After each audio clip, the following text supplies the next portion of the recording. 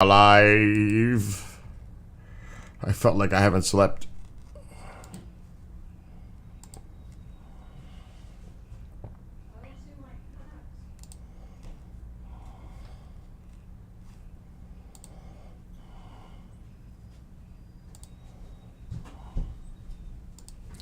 Here, grab my cuppy. Ay, déjalo ahí un momento. I'm not starting. Oh, yeah, they're here. Hi, meow. Damn, you're up early too. I couldn't sleep. I didn't sleep at all. All right, let's get all these pop outs. They're under the chair. We got Rumble. Huh? No, Mom, I'm talking on here. Ugh, I can't stand it.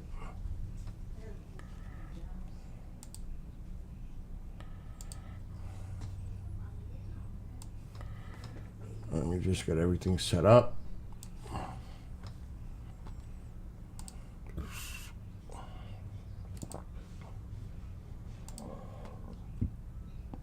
The weather does not look good. Now watch the weather be the problem. We're gonna have to look at. Looks like they got some fog going on.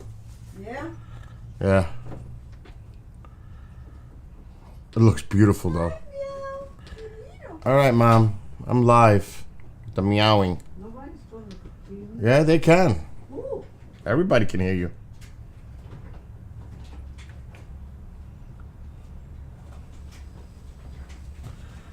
Okay, we're muted. So we're here early. We're here very early. SpaceX doesn't start their coverage for another hour or so. But let me check the weather in.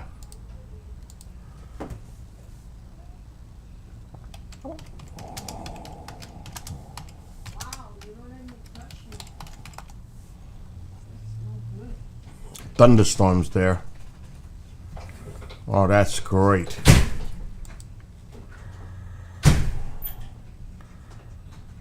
It says sunshine and clouds mixed. You know he doesn't let me. Let me look at the radar. They don't let me touch. Harold, they're not gonna let you touch them.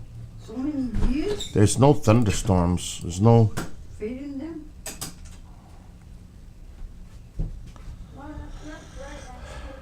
There's nothing on the South Padre Island. There's a little thing here though. That's rip currents.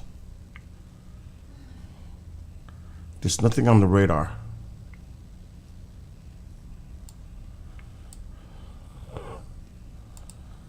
Hourly. Mostly cloudy. Winds are at 15. I don't think that's an issue.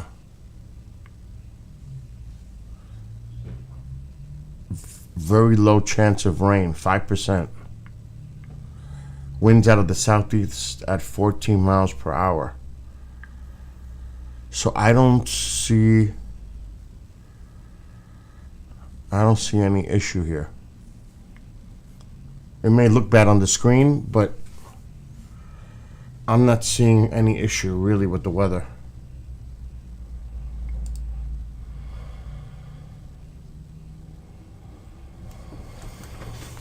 So it's early. It is. Feels like I never went to sleep. It feels like I never went to sleep. I am definitely going back to take a nap after this. No question.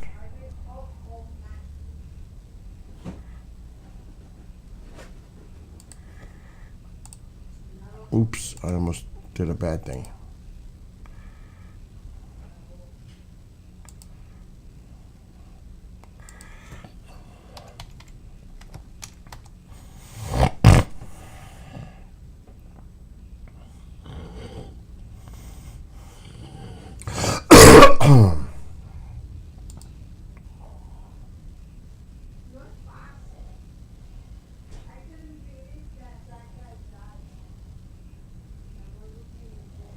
Oh, the hockey's tonight. I forgot about that.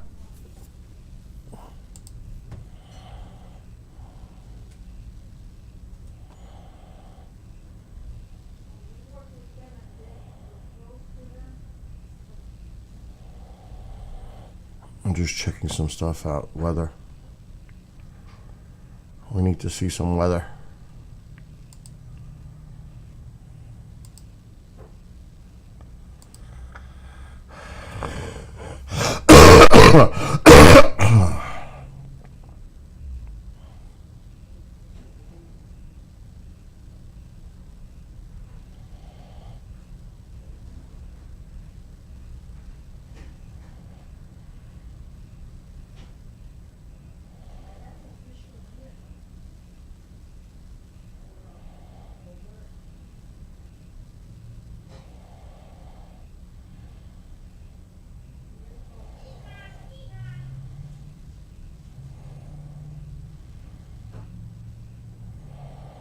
Okay.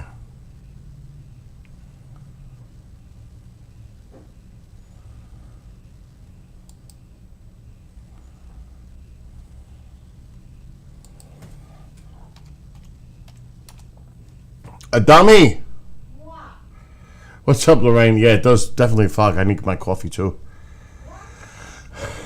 Can you make me something? What?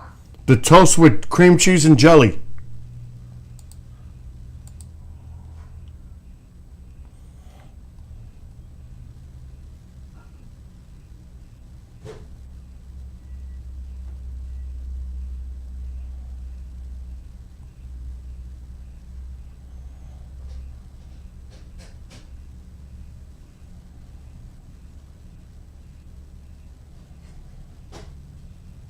You want to toast it?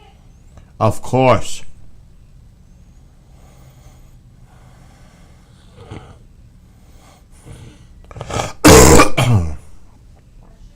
Let me look at my weather now. It hasn't been a nice week. It's 40 degrees.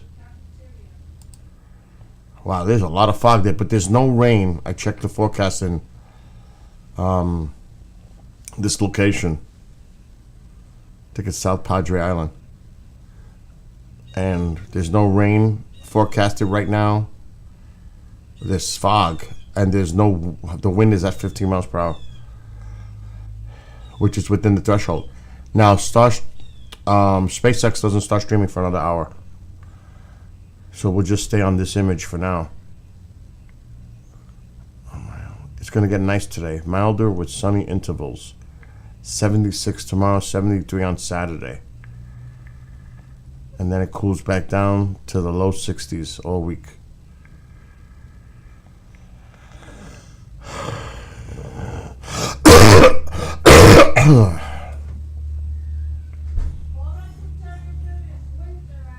I know it's cold out.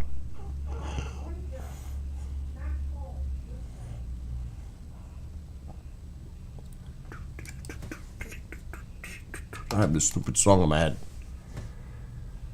The forest from System of a Down. It's in my head.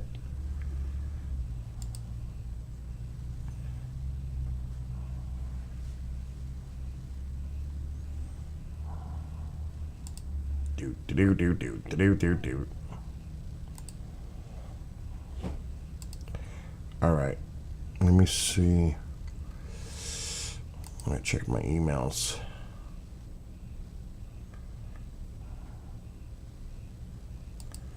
Here we go.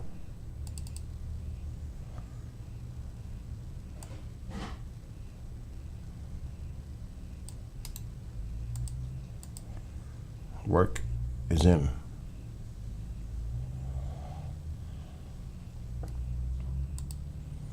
This is what I do normally every morning. Work.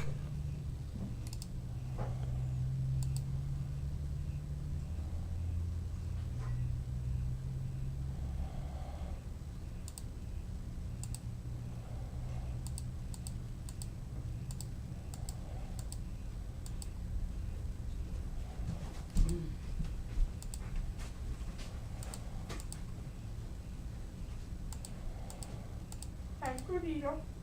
You okay? Here, Ma, take my cup, please. I said please. Here. Just wash it. Oh, shit. You brought me coffee in that cup, okay. That's good. That's good. You said the last time it was small. No, that's a different cup. That's better.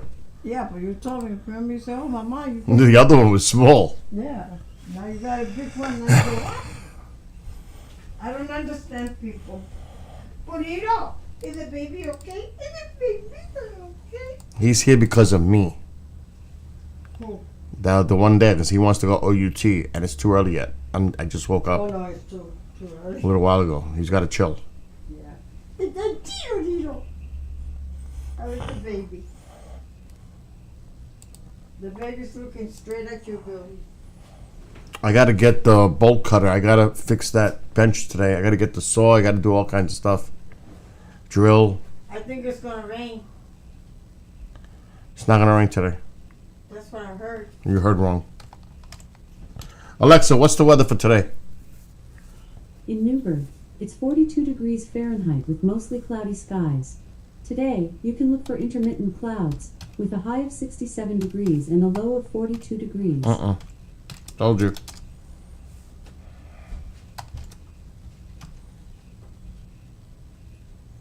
So wrong.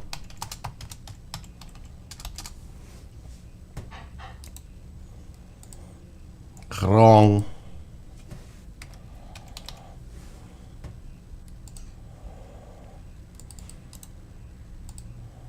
So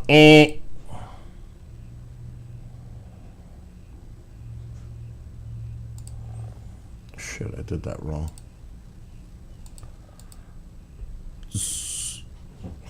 Unbelievable.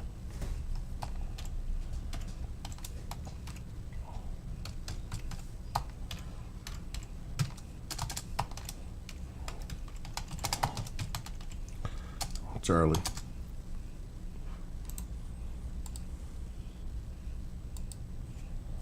Lorraine, did you get your coffee?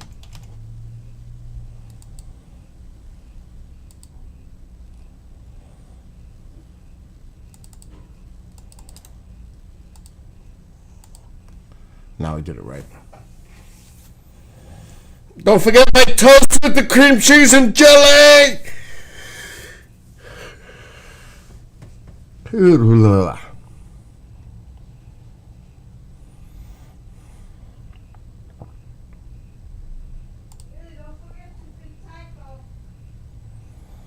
Ma, don't forget to feed Tycho.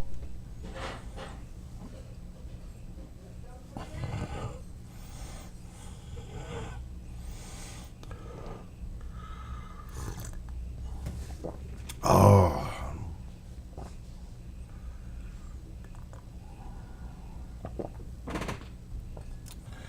On the screen, let me get rid of my camera.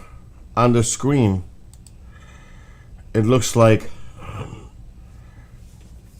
3 different time lapses. One looks like nighttime, the other one's like dawn, and the other one looks like sun is up. It's like 3 different views. So do I. I got my coffee. My alien is on standby. Somebody smoked the whole thing out of it, so he is a pain in the ass. I'm gonna have to hide the rest of my shit because he's hitting it too hard. He's hitting the jar too much. For real. He's just going crazy with it. Getting giggy. What is that song? Getting giggy with it or some shit like that?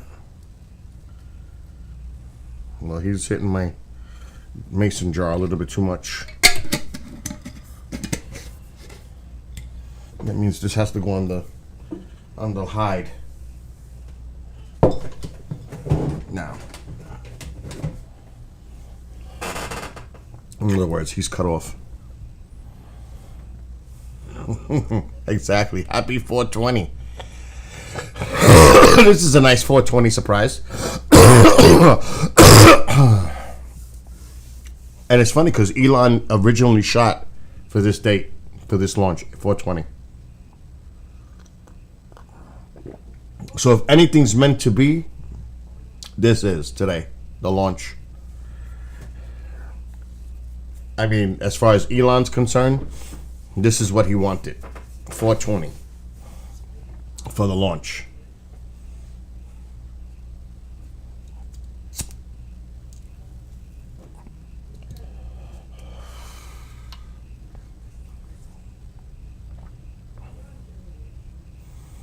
So now it's just hopefully the weather will cooperate, and hopefully there'll be no mechanical, technical issues for this launch.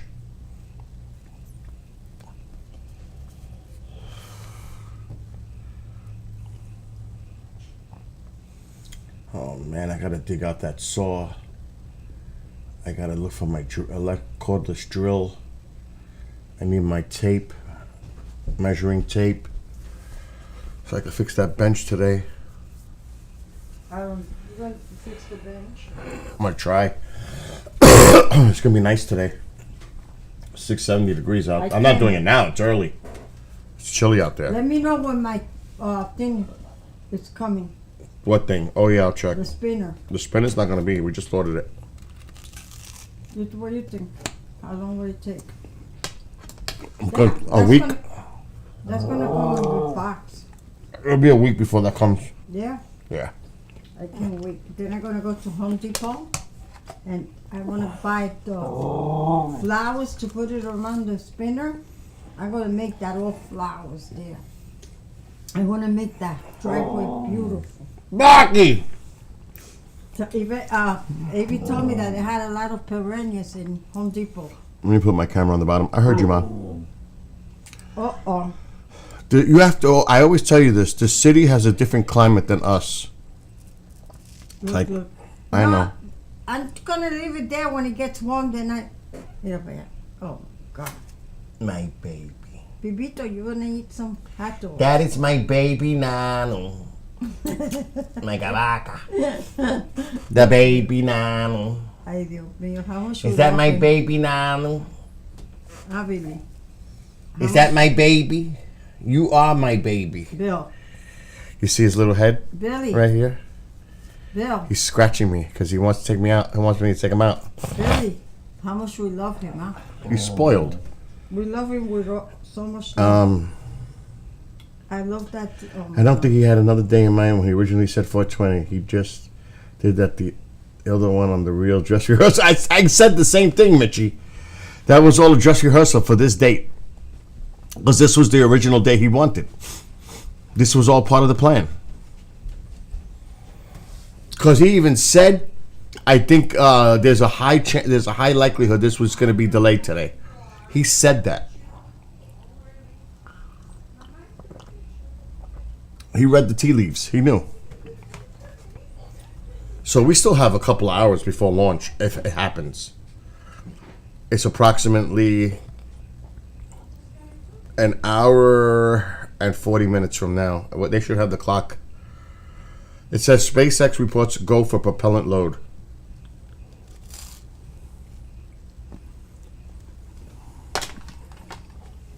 That's what it says on the screen.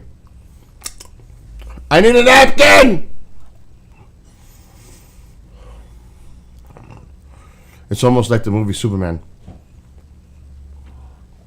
Miss Testmacher! I need my napkin!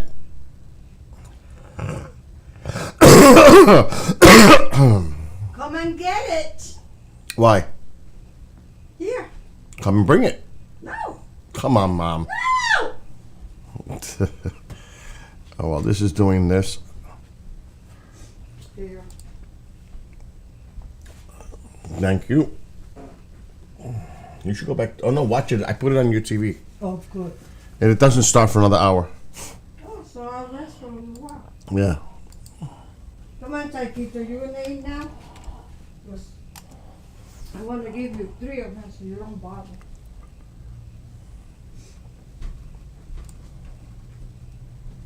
Psycho has water there? No. Ooh. Go to sleep. It's too early. 7:55.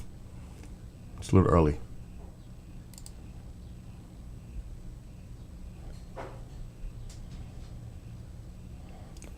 All right.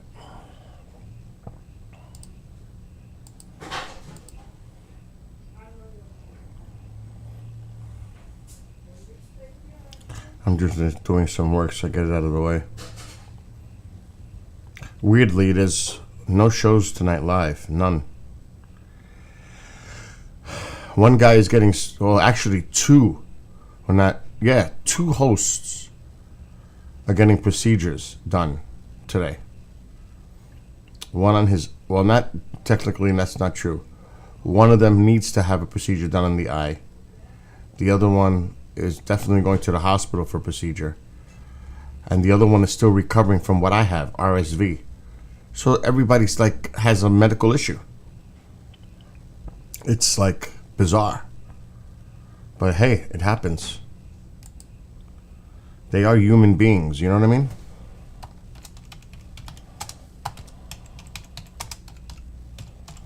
I mean, I'm going through it.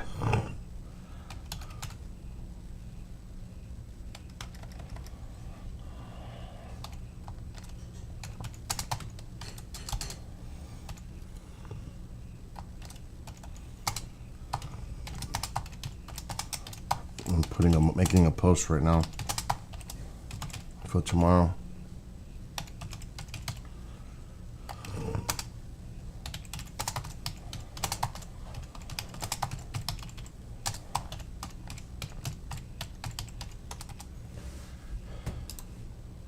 I swear, it feels like I never slept. Oh man, this is BS. This is really BS.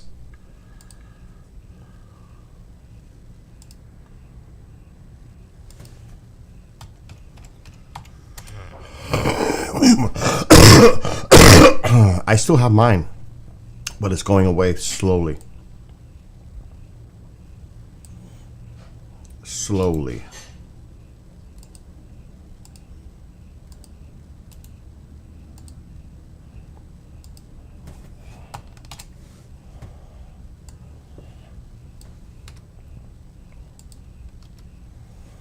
I'm almost done with the post. And done.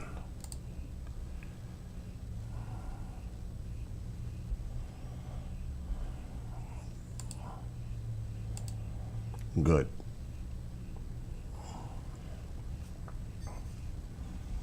Really? What?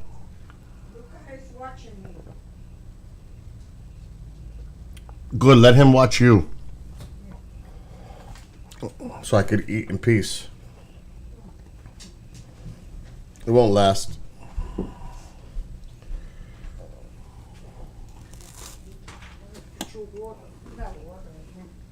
He's starving.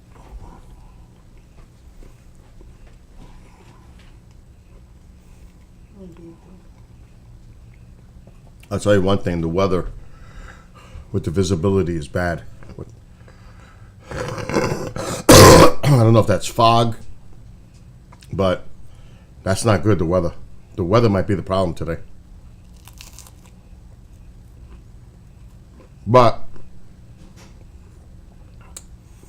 on the other camera, it looks fine.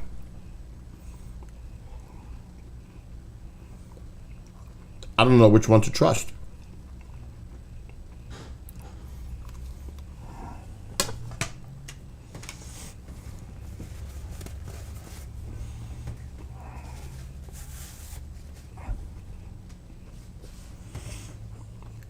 Let's see if there's another one.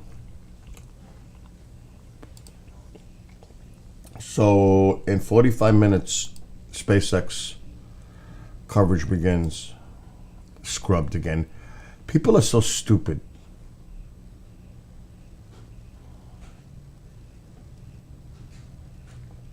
I mean, really.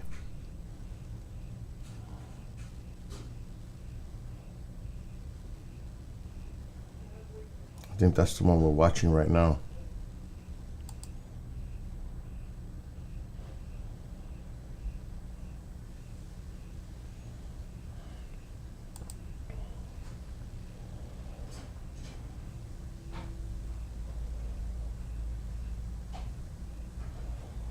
Let me move my camera to the top because I'm not gonna advertise for somebody else.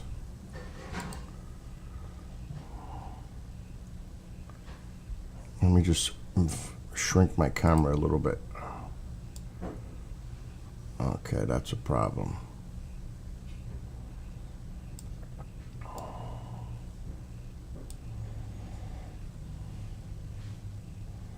Wow, the visibility here sucks. Better off with the other one.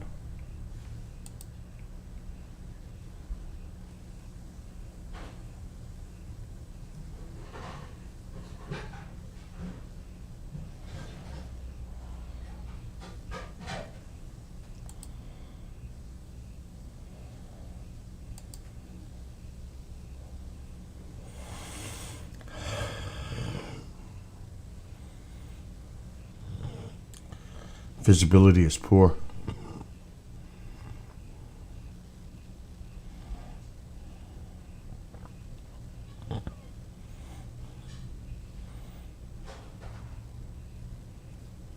I should have stayed with the other stream.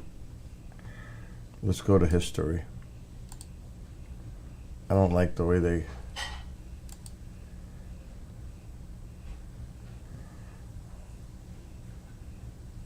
Oh no. Working many issues. Working many issues, Elon. Oh boy.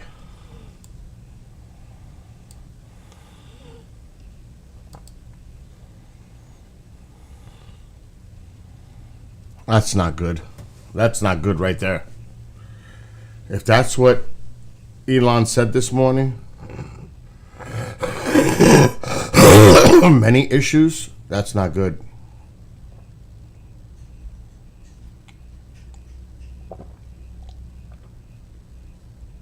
This might be scrubbed.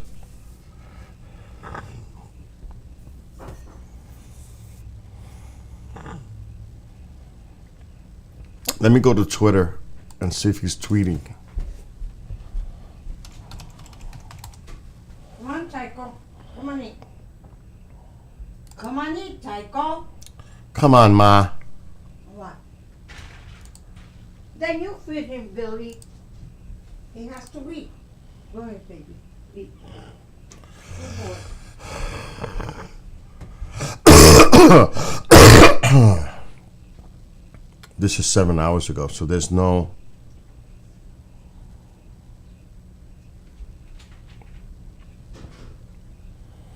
I don't see any tweets. So I don't know where that's coming from. Unless he said that.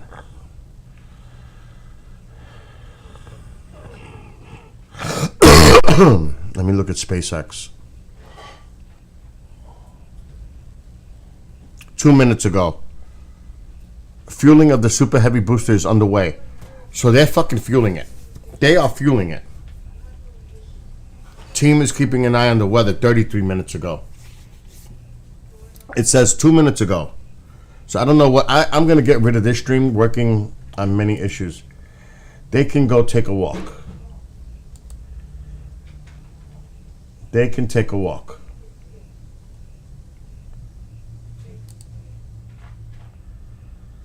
Yeah, we'll leave this one. Because that's not what I read. I'm looking at the live tweets of SpaceX and Elon.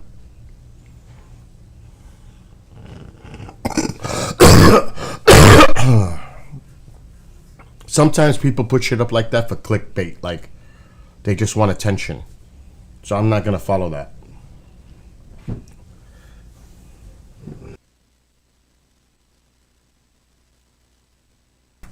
I'll keep an eye on the tweets by SpaceX and Elon. I'm actually going to open up 2 Twitter pages.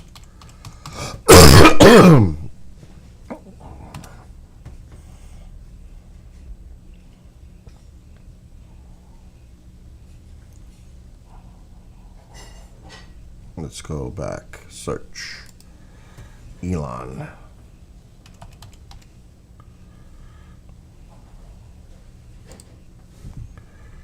Okay, so now I got both Twitter feeds up. Elon and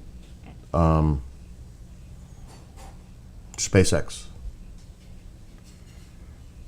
This way we can see if there's any latest news on the launch.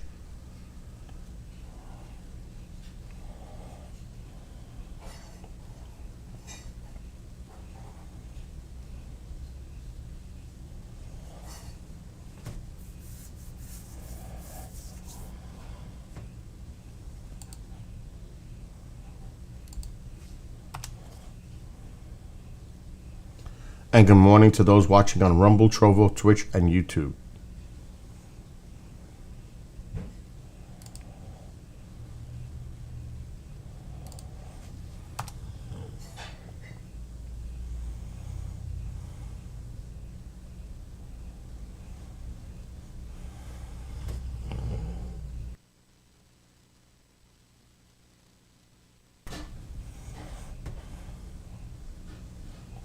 Like I said, right now I'm just keeping an eye on the Twitter feed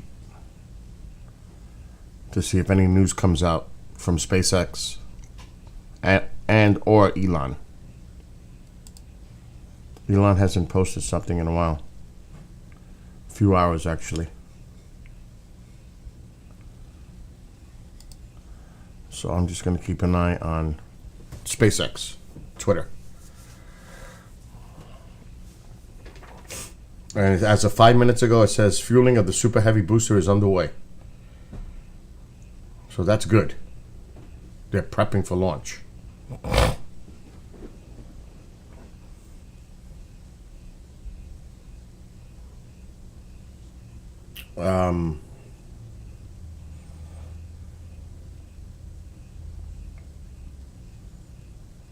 It is beautiful.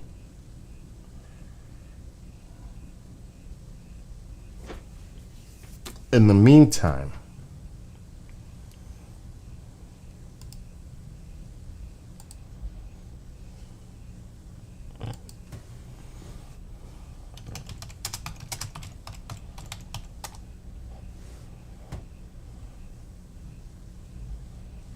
let's watch a video.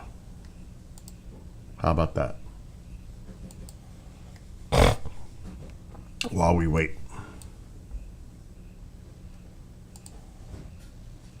Full rocket is in production right now. And considering that it's being developed by SpaceX, the rocket will have different versions for different workloads. SpaceX's main goal with the Starship is to use it for traveling to Mars and then beyond. We are discussing about the working of Starship in today's video of Discoverzen.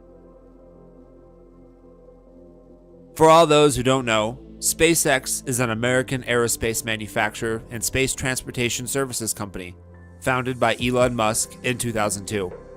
The main goal of SpaceX is to reduce space transportation costs to enable the colonization of Mars and create better, efficient technology for further space travel. To know more about SpaceX Mars City Vision, watch the video by clicking the I button or click the link in the description. Before we move on to Starship's working, let's see what Starship is, what it can be used for, and what the current progress is in construction. SpaceX Starship spacecraft and Super Heavy rocket, collectively referred to as Starship, represents a fully, rapidly reusable transportation system designed to carry both crew and cargo to Earth orbit, the Moon, Mars, and beyond. The development of Starship began around 2012. While the Starship program had only a small development team during the early years, a larger development team and build team was engaged in late 2018.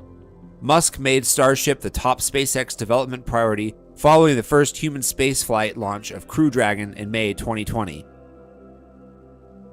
NASA selected SpaceX to develop a lunar-optimized Starship to transport crew between lunar orbit and the surface of the Moon as part of NASA's Artemis program. A lunar-optimized Starship can fly many times between the surface of the Moon and lunar orbit without flaps or heat shielding required for Earth return. With large habitat and storage volume, Starship is capable of delivering significant amounts of cargo for research and to support robust operations on the lunar surface to enable sustainable moon base. Last year, NASA announced Starships as eligible for the Commercial Lunar Payload Services (CLPS) initiative to deliver payloads between Earth and the Moon and to enable humans to return to the moon. Numerous structures, high bay assembly buildings, and elements of launch infrastructure have sprung up at Boca Chica over the last year.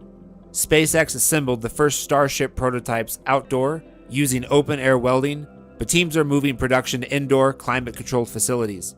Several Starship prototypes were destroyed during ground testing, but SpaceX gathered critical data during these tests, allowing engineers to update design specifications and improve the Starship design. The companies plan to fly Starship test vehicles and super vehicle prototypes on hops to higher altitudes before attempting to orbital launch.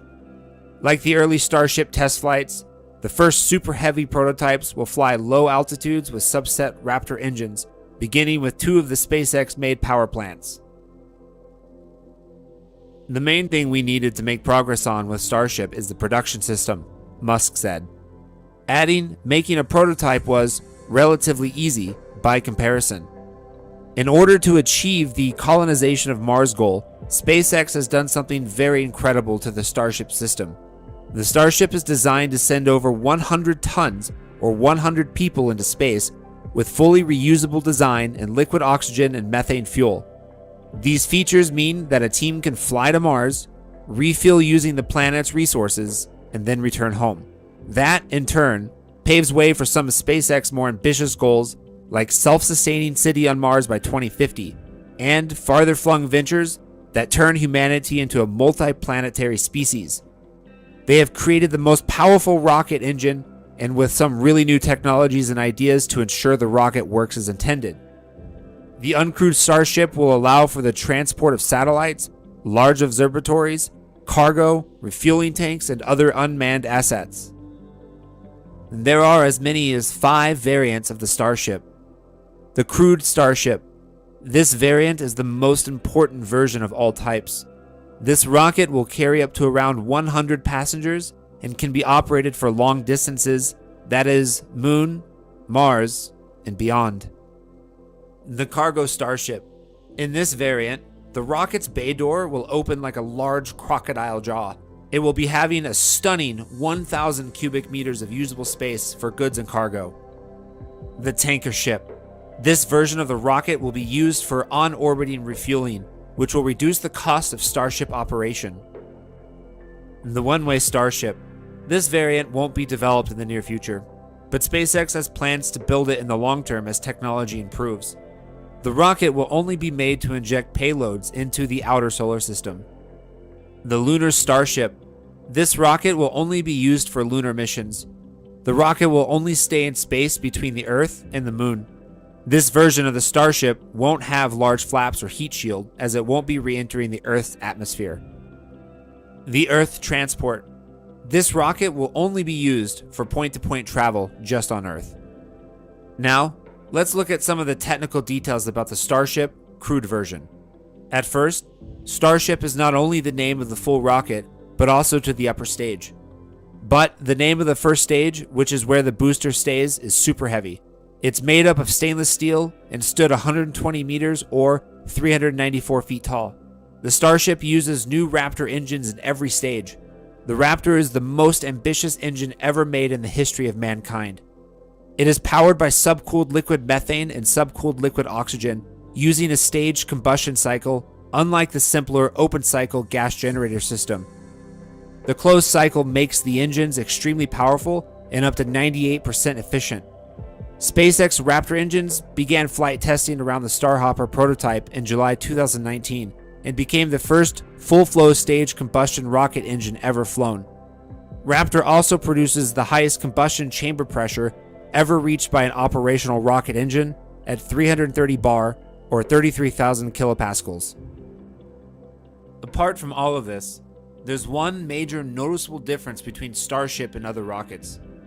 Why are these Starships built from stainless steel?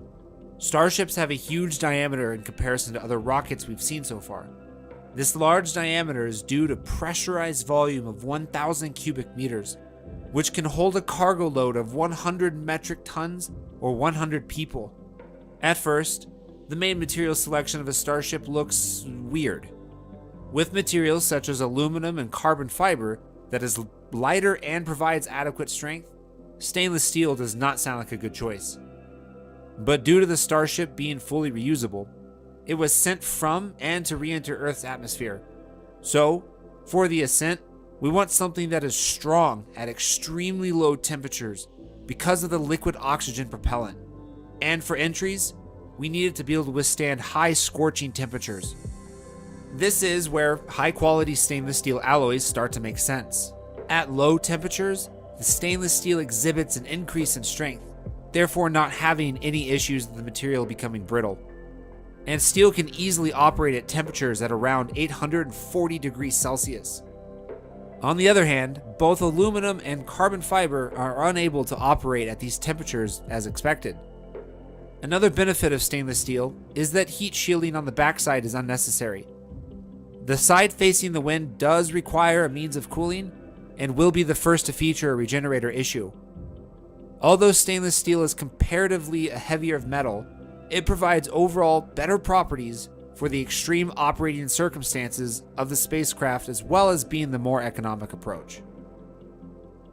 These are all very impressive, but if SpaceX wants to take people on Starship for an extended period of time, things will become much more complicated, as they will need life support systems that add weight and complexity to the vehicle. And thanks to long distance, astronauts won't get resupply missions for years, and they will have communication delays with Earth. Radiation exposure will become even more severe, and it's unclear how that will affect the human body. But these challenges won't stop Elon Musk from reaching his goal. Musk said, "I don't think it's actually super hard to do that. Relative to the spacecraft itself and the life support system is pretty straightforward." SpaceX already has some experience with life support systems with its new crew capsule called Crew Dragon. However, providing life support for a short trip to orbit is much different than what is needed to keep people alive for weeks or months in deep space. Like on the International Space Station, where people live for months at a time, a regenerative system is in place for things like oxygen and water, meaning they're recycled in a closed-loop system. Urine and sweat are recycled to turn back into drinking water, while some of the water is split apart into oxygen and hydrogen in a process known as electrolysis, so that people can breathe. Musk also added that life support systems on the Starship would be regenerative, so this won't be a problem for SpaceX and crewed flight missions. Now, we know that Starship will be the marvel of engineering in the space industry. So, let's talk about Elon Musk's crazy vision of the future. Well, that sounds like a different video to speculate and investigate on Discover Zen. All right, so there's a little background on Starship. Now, I'm looking at the tweets. Fueling of Starship's upper stage is now underway. That was 10 minutes ago. So they are fueling it up. The only thing I see now is the weather. Now, this is going to be a hard re-entry. There's not going to be landings back in Texas. I think it's in the Gulf of Mexico. Hopefully, or recovery. I got to look more into that, but there is not going to be a landing back here in Texas. I think it's going to go into the ocean. I think. What's up, Headband? So SpaceX's coverage will begin in approximately 25 minutes. And we'll see what other updates they have. But I'm keeping an eye on the Twitter feed of SpaceX and Elon. And I'm refreshing. Elon hasn't retweeted anything in a while. Hours. SpaceX is tweeting. 13 minutes ago. Fueling of Starship's upper stage is now underway. 18 minutes ago, fueling of the Super Heavy booster is underway. So, that's good. Now, just to make sure everybody realizes that there's a high likelihood that it's 50-50 actually. That's what Elon said. that this will have some kind of a failure at some point. Either at the pad, where he's really worried about that. Mom, please. I don't want to smoke. He's really worried about that because if it causes damage on the pad, it's going to take months to repair the pad. If it literally melts it. So he doesn't want that. He said anything else is considered a success. So he just wants this thing to get away from the pad. Anything after that he's okay with.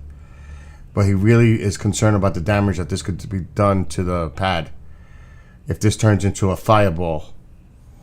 In other words, it explodes on the pad as it's attempting to launch. Another one to watch is max Q, the pressure, maximum pressure on Starship, where it could literally break up. Now, if it makes it into orbit, that's a real amazing success. And they'll learn. They'll learn from the failures. That's the part of this. There's going to be a lot of this. This is the first of many tests for Starship. The first of many. So, at some point here, we may see some type of mishap. So just be aware of that. Anything could happen on this launch. But that's what it's about. Testing. And learning. But this is going to be interesting if this thing actually launches today. Because the weather, visibility,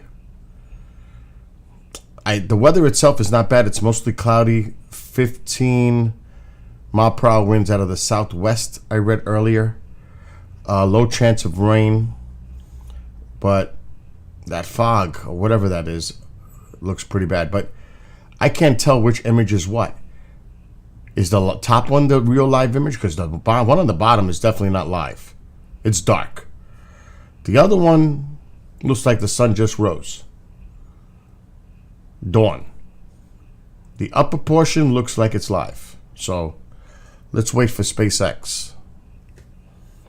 Their feed should start in about 20 minutes.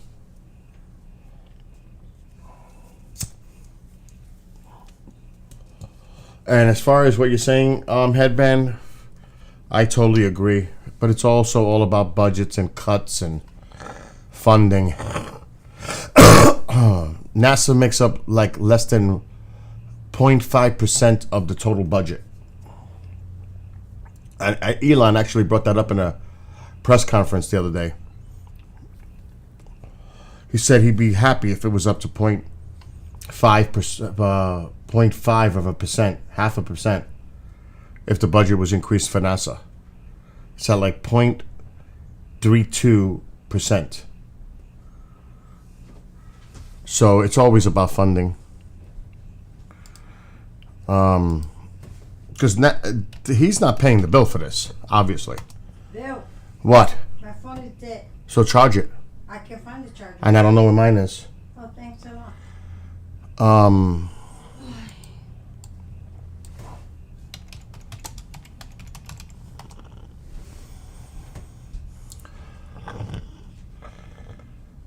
So let me look.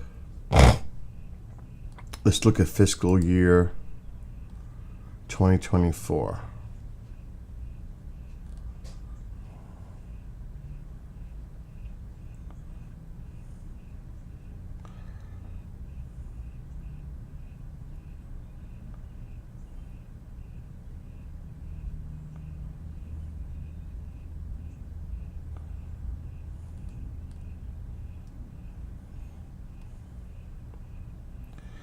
Okay, let me look at this. They got the Artemis budget. You got all kinds of budget here.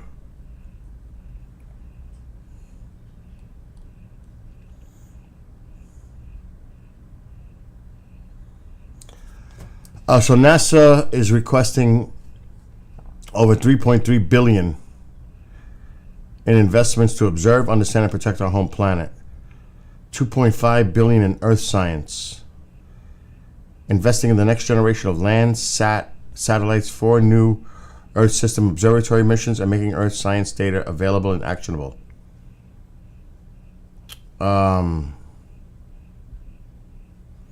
300 million for planetary defense, including NEO surveyor mission, as well as addressing the growing problem of orbital debris.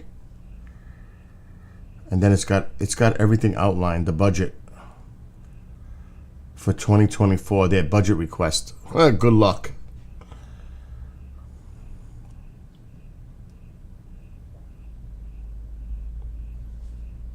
I'm just looking at the numbers.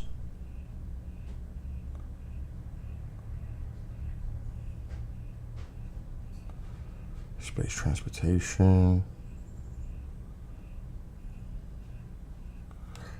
So I'm just going to put this on the screen. This is their budget and what they want in the future.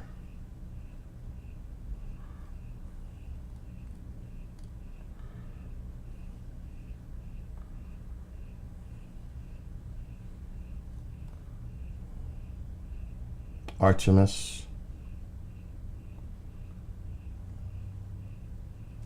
Orion, and they have to pay SpaceX.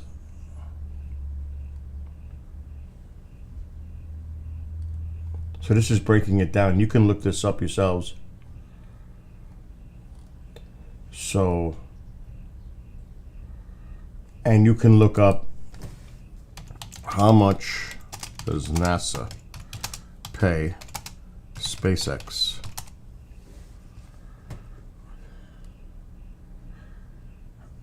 That's old.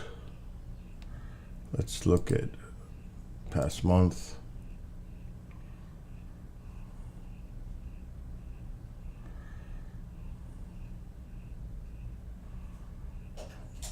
Let's look at this one.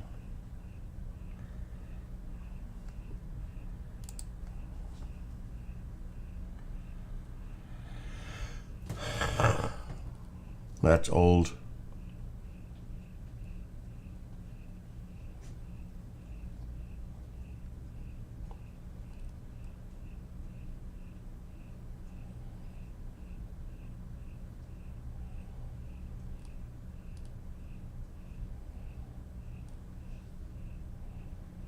It's all about SpaceX.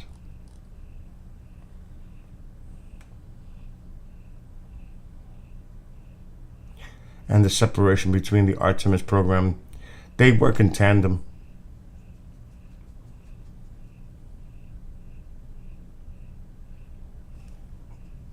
So this one doesn't really state the amount of money.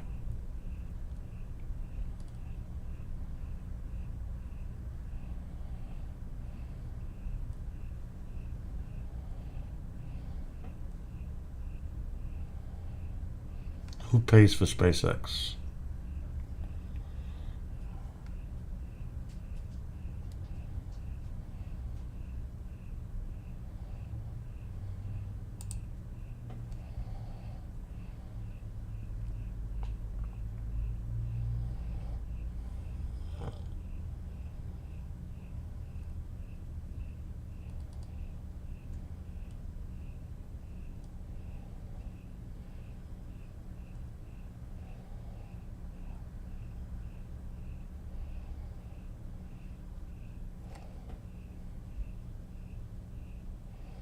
They got a lot of money for private contracts.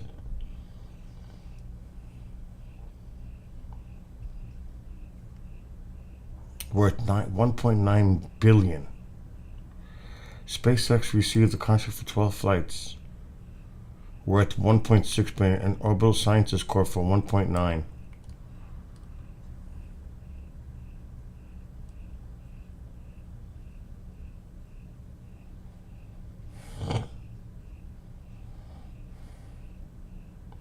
They get paid $55 million, I read the other day, for each astronaut.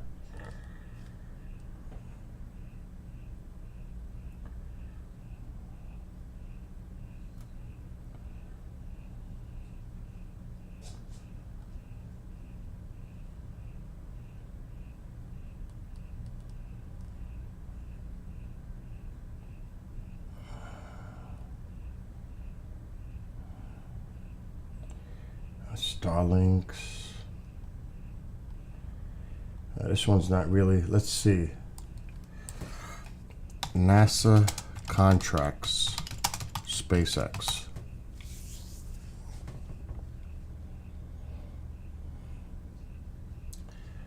Yeah, that's for the Artemis. How much did they get for that? 15 billion. The contract modification value has a value of about 1.15 billion. So that's what they're getting paid. And it's NASA. NASA has awarded a contract modification to SpaceX. That's a lot. Oh yeah, it's a lot. Definitely a lot less expensive than NASA. That was the whole point of going to private industries, to companies for contracts, because it's cheaper.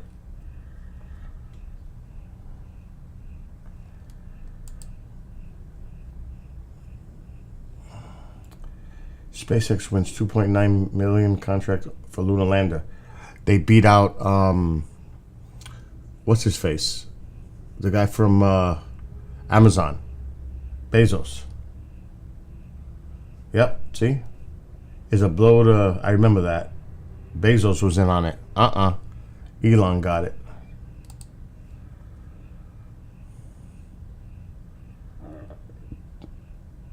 So yeah, there's a lot on here.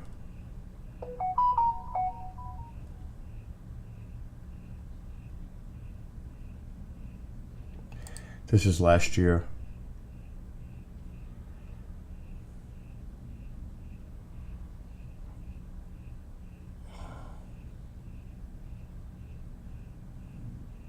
$14 crew missions to date. 1.4 billion. Russia charges us 86 million per astronaut. I read those numbers the other day. And SpaceX is 55 and Boeing wants 90. Get out of here. And there's Boeing.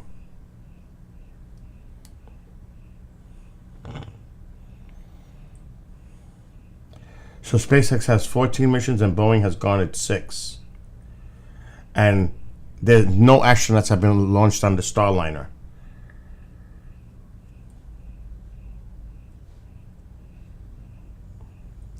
Let's see what this thing looks like.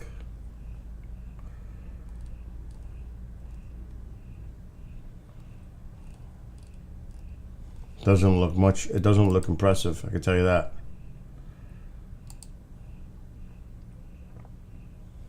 Look at that. Ba-ching, down. So yeah, it's all SpaceX right now. Oh hell yeah, peanuts compared to the War Machine. Absolutely.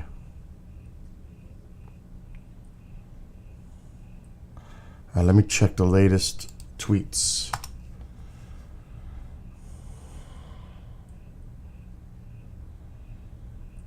It's still 27 minutes ago. Fueling of Starship's upper stage is now underway. And in about 10 minutes, SpaceX stream is going to start streaming.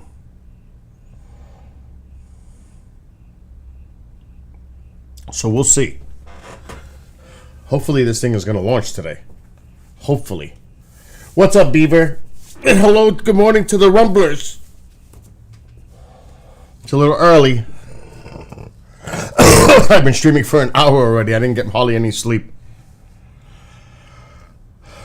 That weather. Look at this rolling in. That is some serious fog. Visibility is important. If this is going on, this isn't going to happen.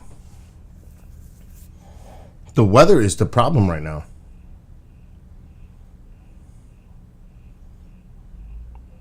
And we're going to be flipping over to SpaceX in 10 minutes. I'm just keeping an eye on the feeds. On the Twitter for SpaceX to see if anything comes up. Any issues. But hopefully this will launch today. Or an attempted launch. Check HARP. Oh my god. Hey Ben, you're bad.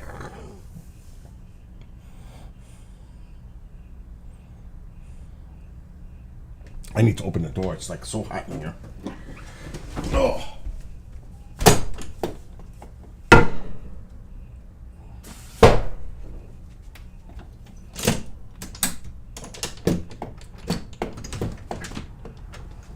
Hey Ben, are you working? Well, it's clearing up here at least.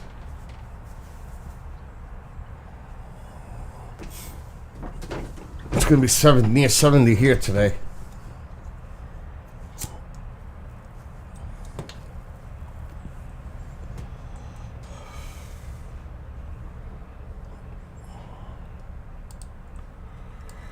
It's not too bad here.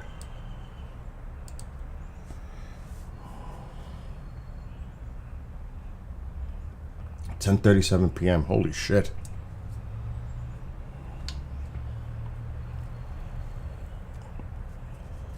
$14 hours.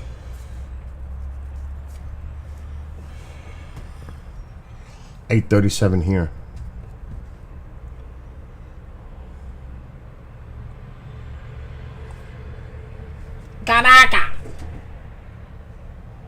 Mr. Curious, what are you doing? Tycho. Kabak. Tycho, what are you doing? I'm messing with him. I'm messing with the dog. They have an hour launch window to this morning. That's it. Just an hour. So they can delay for a little bit. You can see somebody's looking outside the door. Looking for the cats or anything else. Rakaback? No. Now, I was a little warm. Boy, oh boy, it's 42 degrees out there. It's chilly.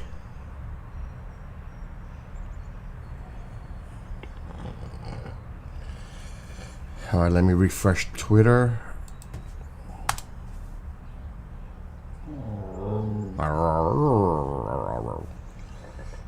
Nothing new. Oh, it even says there an hour ago. Wow, that didn't take long. The Starship team, this was an hour ago, is a go for propellant load. Team is keeping an eye on the weather. I just seen that feed on the bottom. So, yeah, weather is definitely a concern here. They also got to watch the wind. Because wind shear and a higher elevation could shred this thing to pieces. So there's numerous concerns weather related here. And in about 6 minutes, let's see, 5 minutes, we're going to stay here now. And we're going to wait for SpaceX to start streaming. I will mute and we'll take the coverage from them. In 4 minutes and 34 seconds. I checked the radar already. There's nothing on the radar. No storms, no rain. I mean, we can check with my advanced weather app.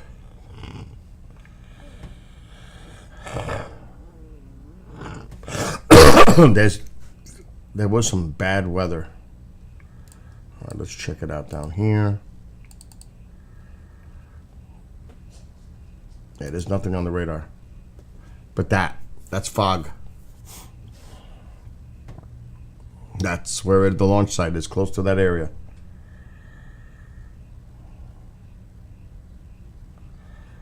So not good.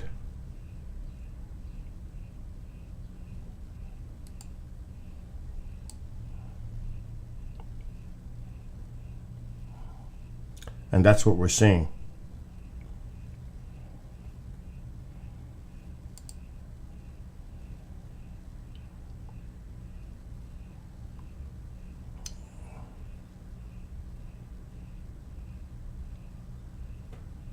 Cloud base, 800 feet. So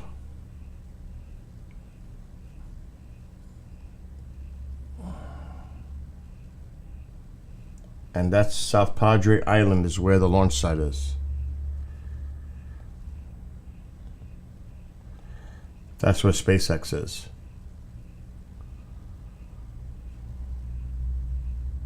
There's fog.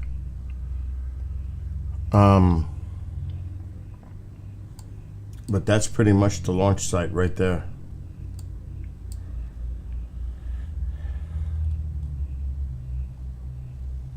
So it's just fog. Just fog, but it's visibility. But the rest of the country, I mean, there are some storms today. There's going to be nasty weather up in this area of the country.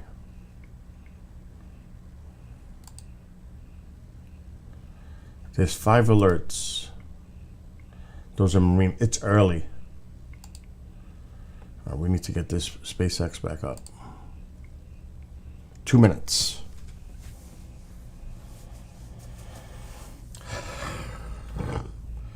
And we'll get the latest updates now from SpaceX. Let me bring up the Twitter feed. They say fueling is underway, so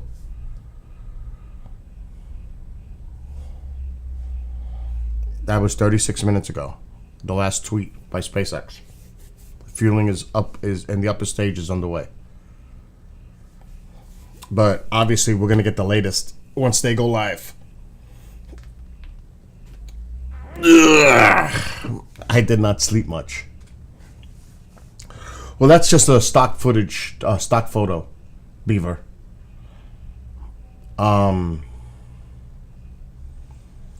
Well, Tim, it's only 8:43 a.m. It's early, and I don't care about. I never care about the amount of viewers. Whoever's here is here. To watch. I mean, doesn't bother me. The main thing is, whoever's here is here.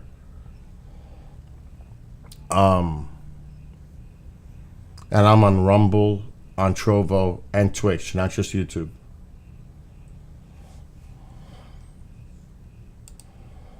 And there's 14 watching on Rumble. And a lot of people have to go to work. Exactly, Lorraine. So good morning to those watching on Rumble, Trovo, Twitch, YouTube.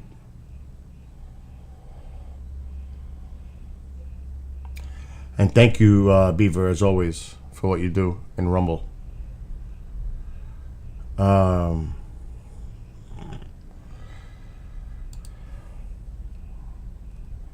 There's no one watching on Trovo. And Twitch, I don't see anyone. But like Lorraine said, a lot of people are working. They'll see this on a replay. What's up, Pig Pug? Thank you, Tim. Yeah, you can. Of course you can. Or you can't. It's up to you. All right, we're going to be going live here momentarily. Waiting for SpaceX. I'm going to look at the Twitter feed.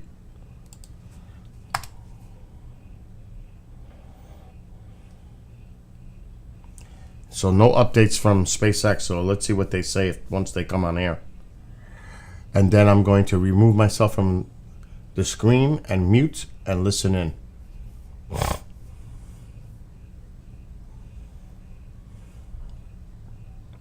SpaceX always has a delay for like 5-10 minutes. Now, sometimes they won't come on right away because there's an actual delay in the launch. That could happen too. So they may not come on air until they resolve and they redo the clock. So who knows? This is a concern in itself because they go on at a certain period before the launch time. So the more we see a delay on SpaceX stream, it's not a good sign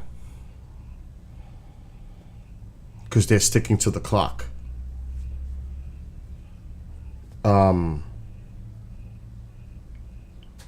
It's not good.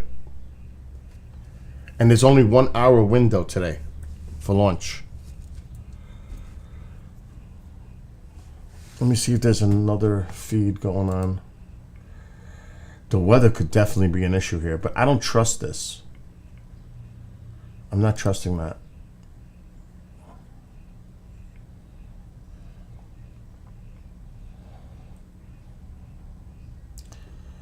And like I said, I'm looking at the SpaceX Twitter. And the last one was 38 minutes ago. Fueling of Starship's upper stage is now underway. So let's refresh. And Elon's not doing much either. So see, that was the last one 40 minutes ago. Let me check Elon.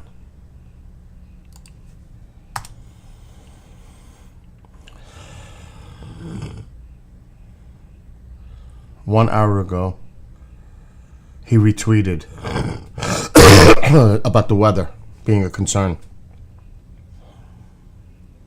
He retweeted what SpaceX put an hour ago. The Starship team is a go for prop load. Team is keeping an eye on the weather.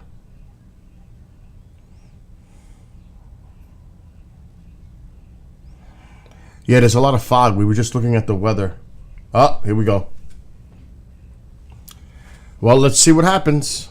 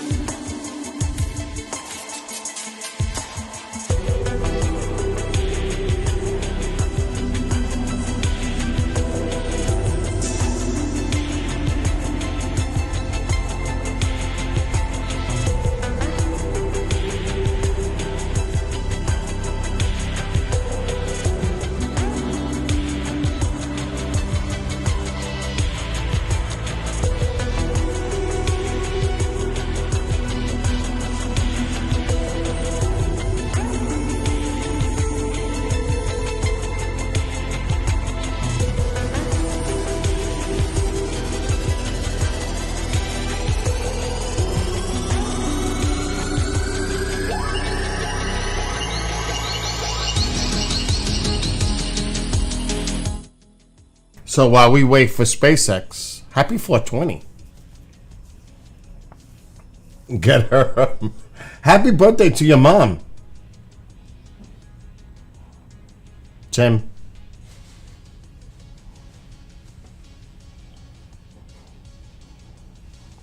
All right, so while we wait for SpaceX,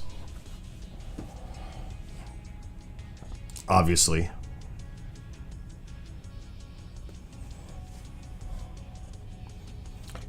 well, you better go and give your mom a nice hug and kiss and wish her happy birthday. And if you're able, surprise her with something. If you're able to. It's always nice to see the expression on their face when they get that little surprise, because it doesn't matter. It's the thought that counts. It doesn't have to be anything big. It's the thought, and they love it and appreciate that. Oh, you did it yesterday. Good. Well, Lorraine is here. What do you mean? Pig Pug is on, and Beaver was in Rumble. Andy, where have you been? I've been streaming for an hour. What are you talking about?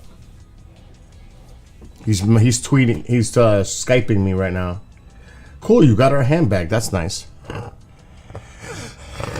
Hold on. I got my mom a spinner, a wind spinner for Mother's Day. I'm already ahead of the game.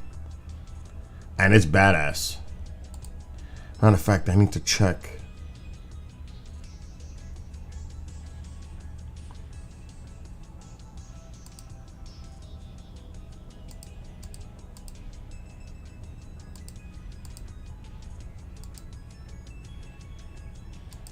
I'll tell you, this is not good that SpaceX is delaying like this.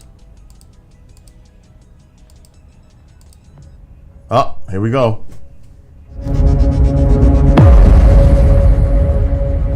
Wow, they got their audio on loud this morning.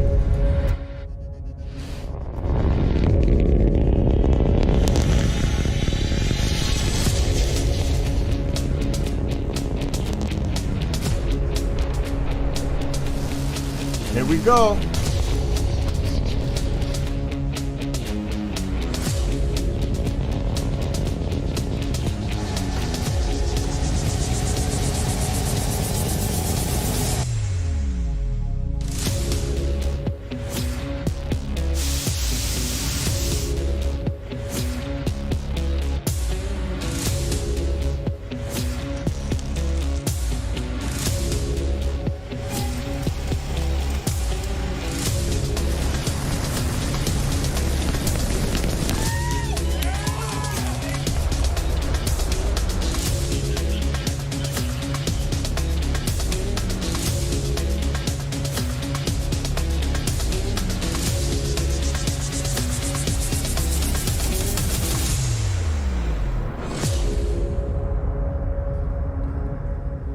Good morning. On your screen is a live view of Starship as it awaits its second attempt at our first ever integrated flight test from Starbase, Texas.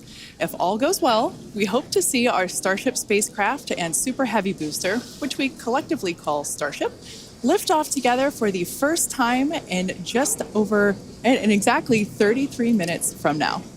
Thanks for tuning in. I'm Kate Tice, Quality Systems Engineering Manager here at SpaceX headquarters in Hawthorne, California. And I'm Shiva Bharadwaj, a Space Operations Engineer here at SpaceX. Now, if you've been following along, you'll know that we stood down from our initial launch attempt on Monday, and that was due to a frozen pressurization valve on the Super Heavy booster. SpaceX teams investigated the issue and determined that this valve had some moisture in it, which caused the valve to freeze up when we were loading super chilled liquid oxygen into the booster. Now, these valves are super important because we actually need a pressurant to go back into the tank as we consume propellant, and we actually use a pressurant that comes from the Raptor engines. It's heated down there and then put back in the tank. And so a frozen valve there would be a problem during the launch. Yeah, and that's important. You can think of it like drinking out of a thin plastic water bottle. If you're chugging that water, it crinkles if you don't let air back into it. So we use that hot exhaust gas from the Raptor engines to refill that consumed volume as propellant is depleted. So It was a great find by the countdown, and that's why we have a countdown, is to allow us to find those issues prior to liftoff. So all of that being said, our teams learned a lot over the last 48 hours, and we are ready to give it another go. As many of you know, Starship is the latest and largest vehicle developed to date by SpaceX. It will be the world's most powerful launch vehicle once fully developed and have twice the thrust of the Saturn V rocket. But the key breakthrough with Starship is that it will be fully reusable and capable of carrying up to 150 metric tons of payload to orbit in a reusable configuration and up to 250 metric tons when expendable. Now, for context, Falcon 9 is only partially reusable. We recovered the largest part of the rocket, that's called the first stage, but we don't recover the second stage. And Falcon 9's heaviest payload to date is just over 17 metric tons. So 150 to 250 metric tons on Starship is an order of magnitude greater in terms of the payload capacity. Now, for today's test, we will be the first of many as we work towards transitioning Starship from a developmental into an operational program. And the primary objective today is to gather as much data as we can around the fully integrated vehicle. Now, while we have flown the Starship spacecraft in the past, it is going to be the first attempt of Super Heavy and the first opportunity for us to validate how the two vehicles operate together. We are so excited for this. The purposes for today's flight, we will consider any data received that helps inform and improve future builds of Starship as a success. From a milestone standpoint, our main goal is to clear the pad. Every milestone beyond that is a bonus. The further we fly, the more data we can collect. Now, if it does all go well, then we'll expect the Super Heavy to light up its 33 Raptor engines at the base of the vehicle and lift off, clear the pad away down from Starbase in Starbase, Texas, and then it'll go into ascent. About 3 minutes into its ascent, we're going to expect to see Super Heavy separate from the Starship. It'll perform a flip maneuver, and then it'll execute a boost back burn, and we're going to be targeting a hard landing in the Gulf of Mexico. And while that's happening, we hope to see Starship's 6 second stage engines ignite and watch as Starship coasts for about an hour at altitudes ranging between 150 and 250 kilometers before re-entering Earth's atmosphere and make its own hard landing in the Pacific Ocean about 250-ish kilometers offshore. Now, we are not really expecting many camera views after separation. That is to say, if we even make it that far. But we do promise that whatever views we do have, we will bring them to you live. Yep.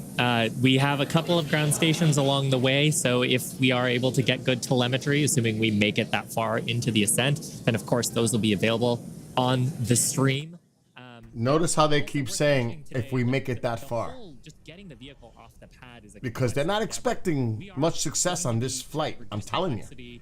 We could see this thing go boom! Instead of trying a normal landing like you're used to on Falcon 9. Exactly. We are not attempting to recover these vehicles. So yeah, hard landings in store for both. Now, in a little bit, we'll take a closer look at the vehicle and the launch pad. But first, the teams have been doing a tremendous amount of work over the last few months. In fact, there's a great shot of our Hawthorne team.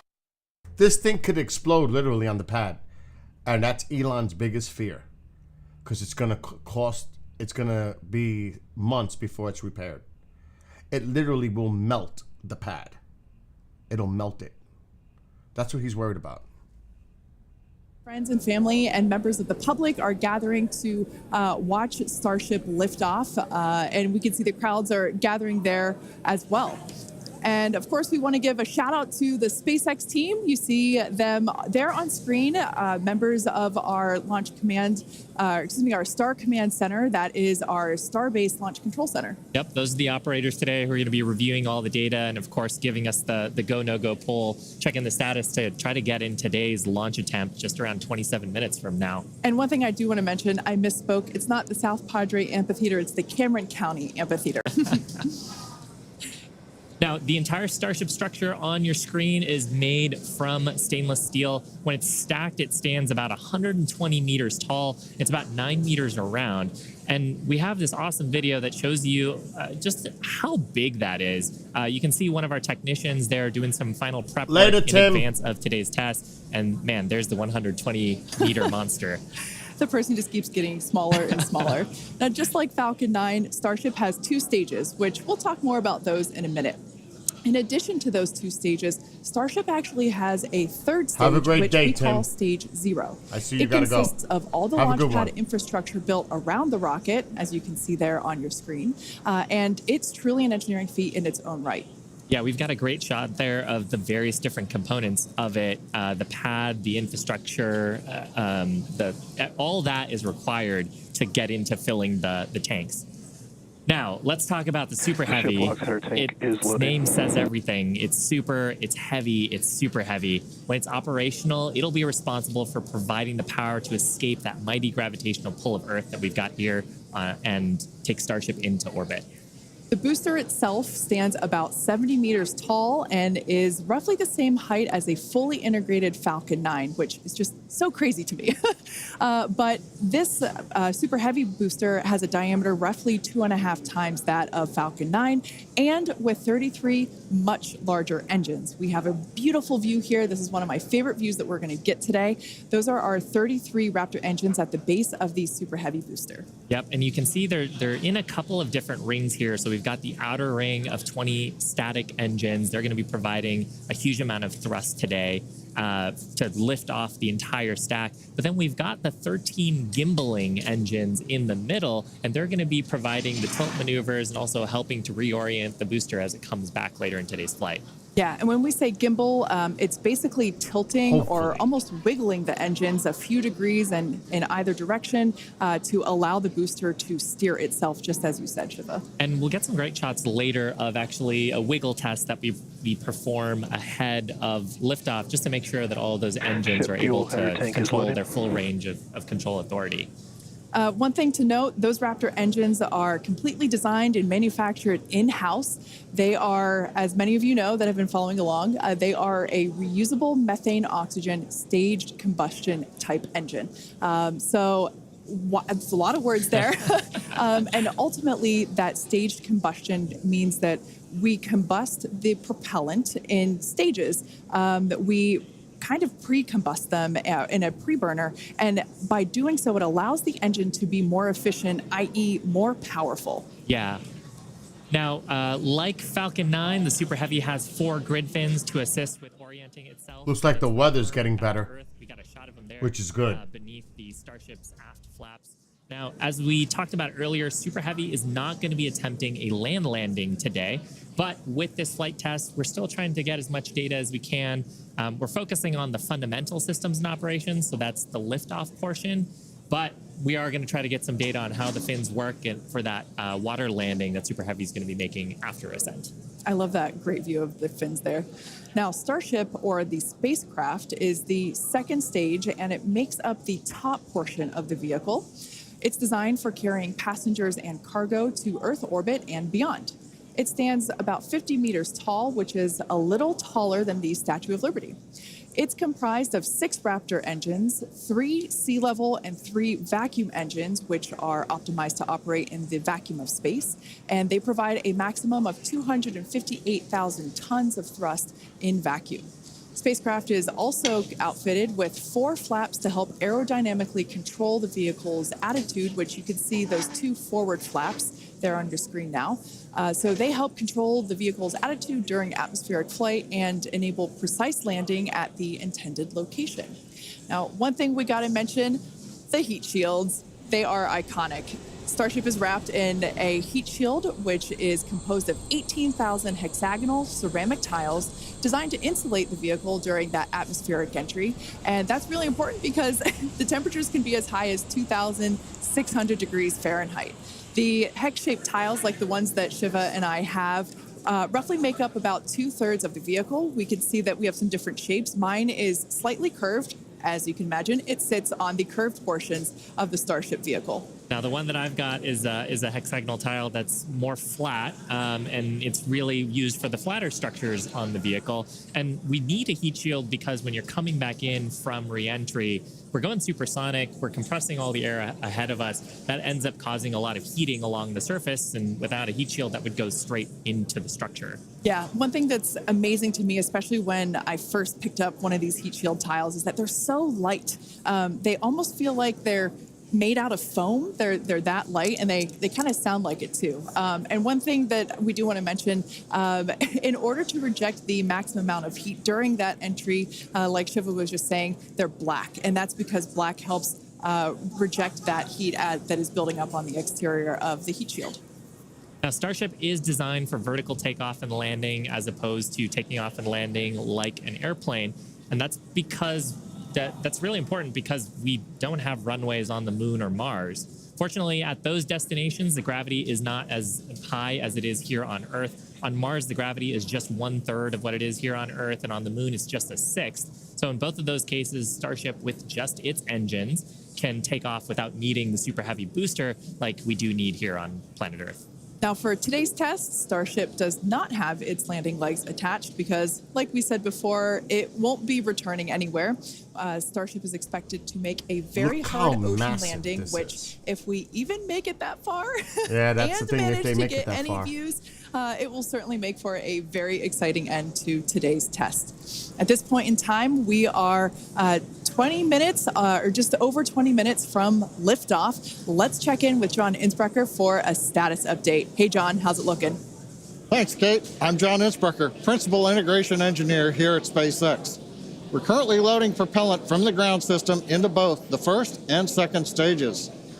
Now, both vehicles use the same two propellants. That commonality helps build the reliability.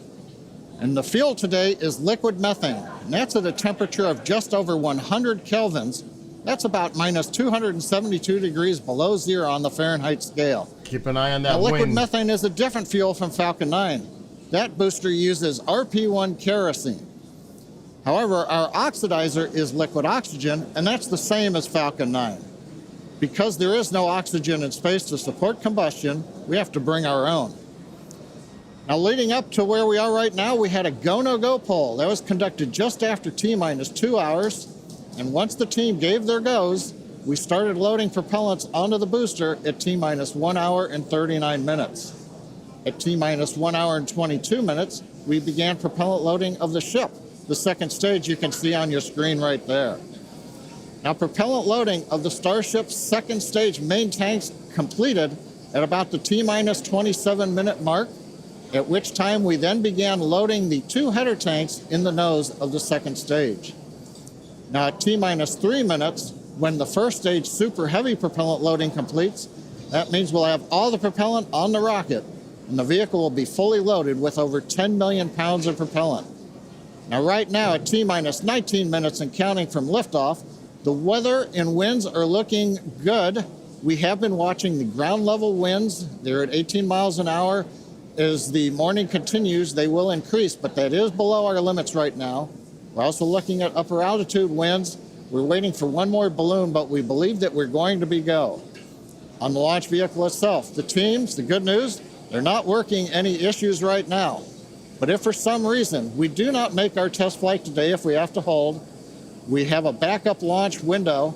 However, we're not sure when it would be. It could be 24 or 48 hours after today. It'll depend on how far we get into the countdown. But right now, heading for a T0 at 8:28 Central, 13:28 Universal Time. Kate, everything is looking good. Awesome news. Now, in order to make life Don't jinx it. multiplanetary, we need a fully reusable vehicle that's capable of carrying a huge amount of cargo and a lot of people This to is gonna orbit be and awesome. have a pretty quick No matter turnaround. what happens. The idea is to effectively reuse launch vehicles This is just gonna like be airplanes. awesome. Yeah, imagine if you had to wait for Gotta a start new somewhere with airplane to be tests. constructed every time you wanted to fly. You'd rarely go anywhere, and for most of us, it would be completely unaffordable. In order for us to get to Mars and back with lots of people, lots of cargo, multiple times, reusability really is a must.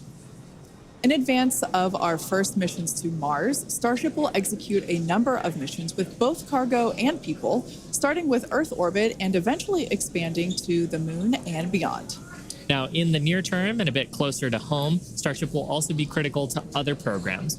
Once moon. fully operational, it'll deliver the full-size and upgraded version of our Starlink satellites, and that's super exciting because our next-generation satellites represent a step forward in Starlink's capabilities and will allow us to connect millions of more people around the world with high-speed internet to watch launch webcasts. Such an exciting future ahead of us. But first, let's talk a little about how we got to where we are today. Now, Starship's testing ramped up in July of 2019 with our Starhopper prototype, sort of a short version All right, Mike, of have the a great Starship day. that we see today. There's a great photo of it. It was just over 18 meters tall. It had a single Raptor engine, and we had it to test fly and The Hopper. perform low-level altitude maneuvers and attempt landing. The initial test flight, or hop, reached about 20 meters in altitude. That was followed by the one that you've got on your screen here. This was our 150-meter altitude hop. We went up, took a little jaunt away, about 100 meters or so away from the launch pad, used that Raptor engine to fly and actually land. And actually, this hopper is actually down at Starbase now. Yeah, I love this shot. It's just so fun to see it fly. After a series of 150-meter hop tests with earlier prototypes, the Starship program saw a major breakthrough during a test flight of the vehicle known as serial number 8, or SN8. You can see it there on your screen now. In December 2020, SN8 demonstrated a first-of-its-kind controlled aerodynamic descent and landing flip maneuver. 2 words, belly flop. The SN8 prototype rose to an altitude of 12.5 kilometers or 7.8 miles and conducted a belly flop maneuver, which you see there, during its descent. While it didn't stick the landing, the test was a major milestone in the development of Starship. In fact, we should be able to see that unfortunately failed landing. Boom.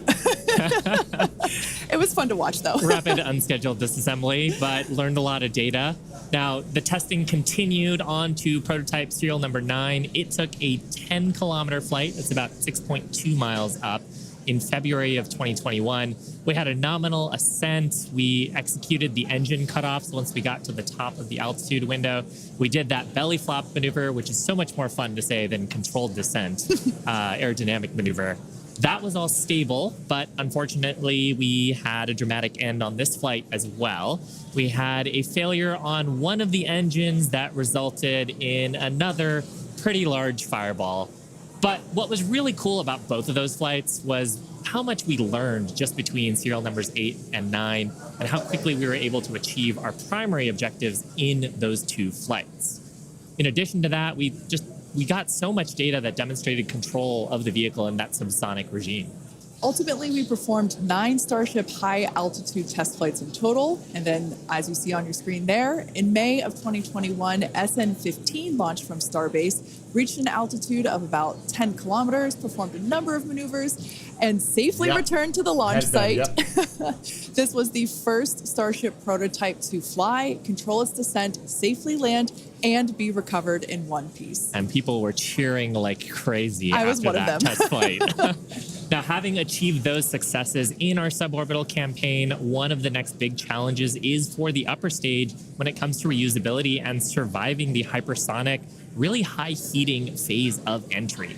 Combined with the later ability to refill Starship's tank with propellants, the fuel and oxygen, while we're on orbit, that will enable us to have a fully reusable transportation system that's designed to carry both crew and cargo on long-duration missions, interplanetary flights, and will help humanity get to the moon, travel to Mars, and beyond in our solar system. This is all just basically our path of progress, basically an iteration on each vehicle. And that iterative process is a core part of how we work here at SpaceX. We like to test early and often, publicly as well in our case, and that's both for hardware and software. And while it doesn't always go as expected, we learn so much from it, and it informs our next attempt. Yeah, we learn a lot from actually putting the vehicle through flight-like tests. Even the test on Monday gave us an opportunity to learn more about the vehicle into today's launch attempt, and so far things are looking really good. Now, we are continuing into our countdown. We're about T-minus 12 minutes to go. I think it's a perfect time for another check-in with John Insparker. How's it going, John? Well, Chevy, the good news is that the nets are quiet. The teams are currently working. No significant launch vehicle issues. You can see the T clock there on your screen, T-minus 12 minutes, 10 seconds, and counting. Propellant loading is continuing on both the Super Heavy and the ship stages. You can see the graphic on the left-hand side of the screen. Most recently, we began loading liquid oxygen and liquid methane fuel into the header tanks on Starship. Those are two small tanks just underneath the nose of the second stage. Now that started at T-minus 27 minutes. That'll be wrapping up at about T-minus 9 minutes. Now the Starship second stage main fuel and LOX tanks are loaded for flight right now. The super heavy first stage booster propellant loading is continuing, and that'll go till about T-minus 3 minutes. We're underway with engine chill as we get ready for T0, and we're also configuring the launch pad for liftoff. The booster hold downs have been unlatched. They'll be ready to retract at liftoff, and the second stage quick disconnect is beginning its configuration for release. The methane and liquid oxygen propellants currently going to the second stage go through that quick disconnect. That's that arm that reaches out from the tower to the base of the second stage. You didn't miss anything, Mitchie. The SpaceX team continues to check in with the Coast Guard. And good news is we've not heard 262 any reports of boats in the safety Rumble. perimeter as the launch vehicle heads out over the Gulf of Mexico. So right now, T-minus 10 minutes, 40 seconds, and counting. Everything continues to go well for an on-time launch. Now, today's test flight is taking place out of our Starbase facility in South Texas, and that test site has gone through a huge amount of development over the last couple of years. One thing I want to point out, this is a great view from our drone. Not only can we see the pad, but in the fog, kind of in the distance, in the background and to the left of the pad, you can actually see our production facility, which is the other part of Starbase in addition to the launch pad. Of course, as part of rapidly iterating with our test program, we're also rapidly iterating on our production system to produce Starships and Super Heavies. Last year, the Starbase team produced 4 Starship Super Heavy boosters and 5 Starships, along with their 200th Raptor 2 engine, and they're only scaling up from there, Kate.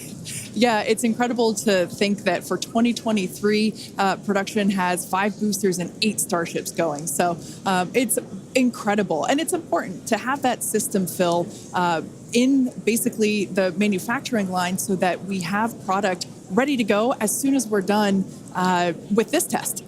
Yeah, exactly. And ultimately, I mean, we talked about how Starship is an order of magnitude more payload Good morning, to Bob. orbit. But if you're going to go set up a base on the moon or Mars, you're going to need thousands of metric tons of propellants. And so you're going to need a fleet of vehicles that's capable of doing that. Yeah, one thing to note, Starbase directly employs more than 1,800 employees. It's the largest employer in the area, in fact. And we're very thankful to Cameron County for being so supportive. This is a view from the Cameron County Amphitheater. And there's a crowd there, and you could tell by the energy here in Hawthorne as well that everyone's getting really exciting. I feel my own heart rate going up and up.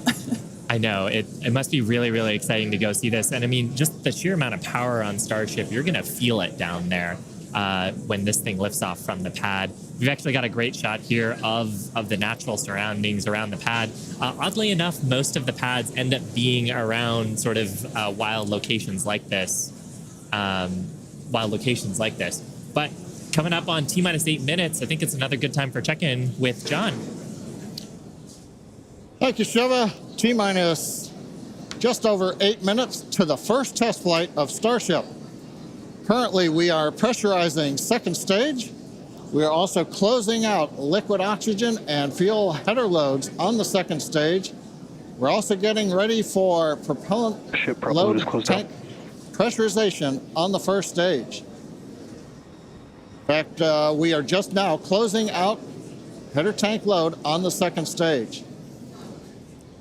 Now with the header tanks loaded and closed out, that means we're down to just the first stage to finish loading. That'll finish about T-minus 3 minutes. And at that point, when both stages are loaded, we will have the 10 million pounds of liquid propellant on board. Now in the next few minutes, the guidance system will begin its final alignment for flight during a quiet period when the rocket's not doing anything. The automated flight termination system will be armed, and a final TVC checkout will be performed. Those are the engine wiggles And hopefully we'll be able to see that with the cameras underneath the vehicle and maybe even the second stage engines. And there's a view looking underneath the super heavy first stage with the 33 Raptor engines. Now, a reminder as we continue counting down, if we do need to hold, the point where we hold the clock would be at T-minus 40 seconds. We can pause there. Typically in the past, if we need a little bit more time to finish final checkouts or do some pressurization of the onboard storage tanks, that's where we would hold. But currently, we're not hearing a need to hold, so at 6 minutes, 27 seconds, everything looks good. And of course, Kate Shiva, as we get close, we're going to get into the engine ignition sequence of 33 Raptors, and that's going to be something new for everybody.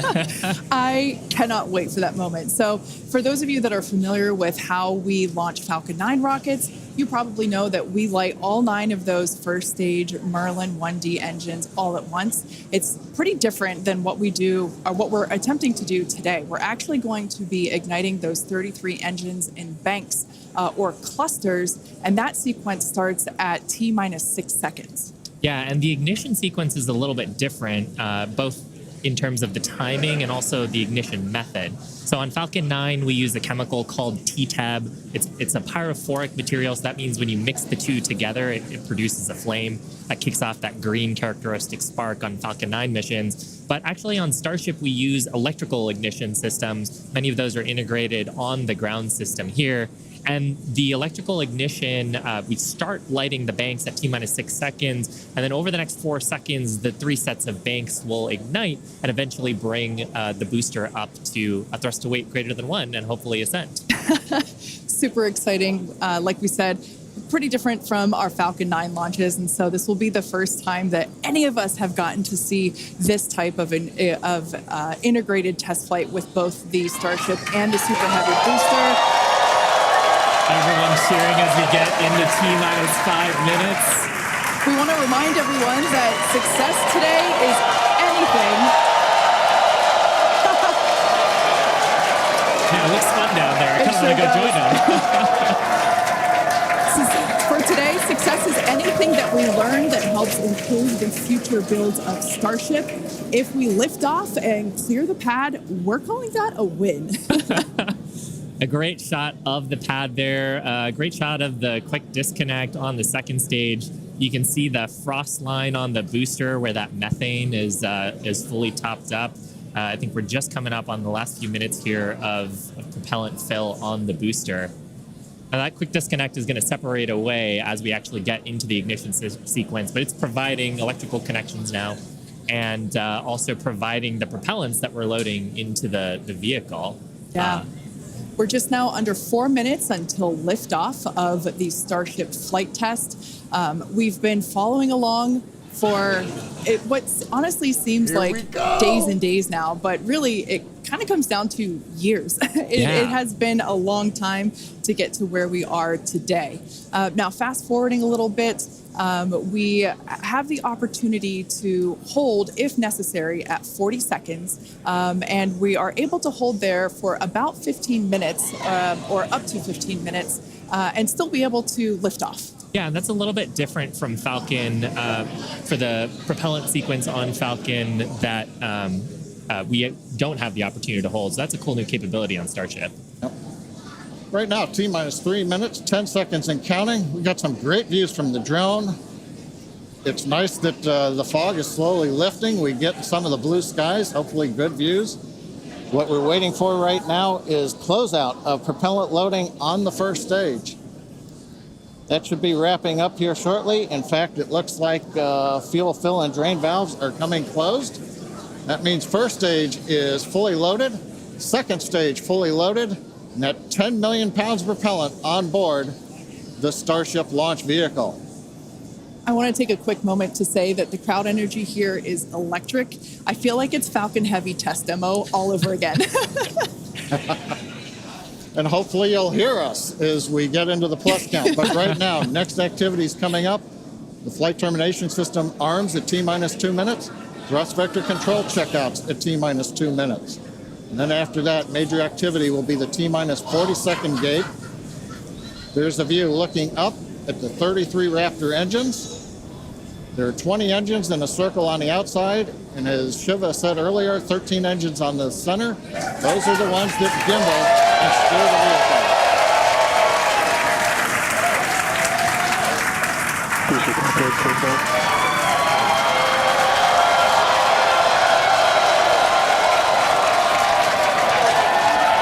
I don't think I've ever seen someone so excited for TBC wiggles.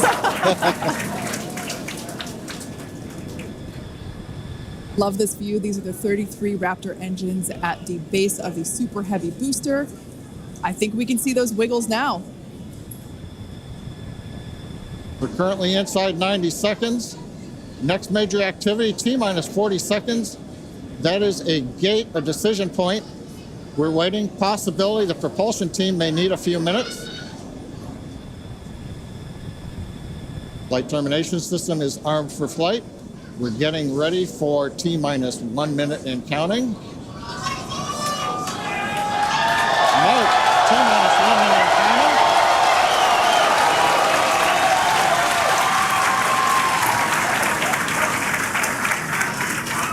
Here we go! Holy shit, Next 40 we'll see seconds as we coming. get past T-minus 40 seconds for final checks of the vehicle. Come on. It's not holding! It's a go! It's a go! Holy shit, it's a go! Uh-oh, what the hell just happened? That was an oh moment too. I got that groan too. Whoa.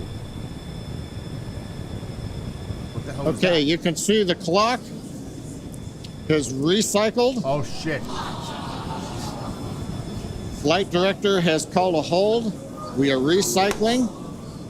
For the moment, we'll see where they move the clock back to. They could hold at T-minus 40 seconds. They could go to an earlier point. Give us a minute to listen into the nets, and we'll see if we can get you more information to share. Shit.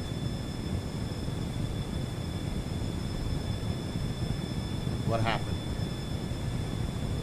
Oh my gosh, what a psych. That was a big psych!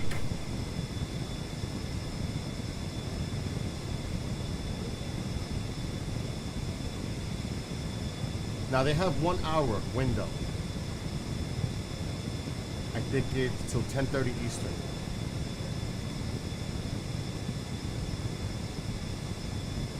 For final launch checkouts.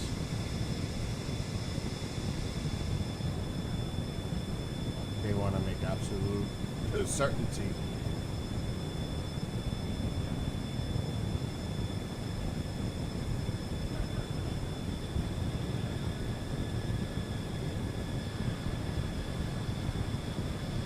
It's a nice shot from the drone.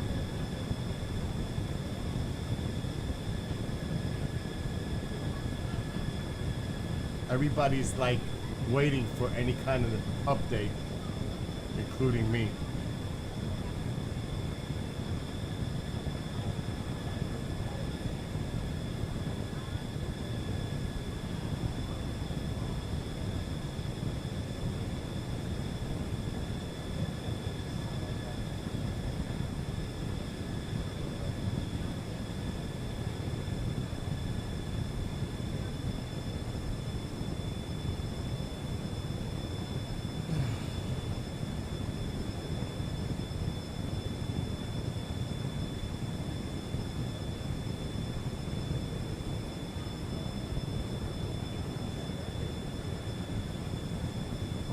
Nerve-wracking, I'll tell you.